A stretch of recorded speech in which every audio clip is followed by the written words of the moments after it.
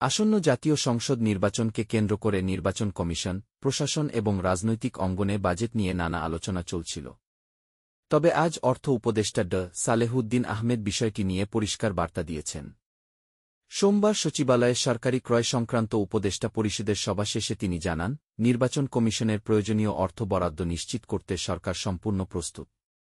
তিনি বলেন, তফসিল ঘোষণার পরও যদি জরুরি ব্যয়ের প্রয়োজন দেখা দেয়, তা মেটাতে কোনো সমস্যা নেই। নির্বাচন কমিশন তাদের প্রয়োজনীয়তা জানালে অর্থ মন্ত্রণালয় তা পূরণ করবে। অর্থ উপদেষ্টা আরও বলেন, যদি একই দিনে জাতীয় নির্বাচন ও গণভোট অনুষ্ঠিত হয়, তবে নিরাপত্তা, জনবল মোতায়েন, প্রশাসনিক ব্যবস্থা এবং লজিস্টিক খাতে ব্যয় বাড়তে পারে। এই কারণে নির্বাচনী বাজেটে কিছু পুনর্বিন্যাসের প্রয়োজন হতে পারে।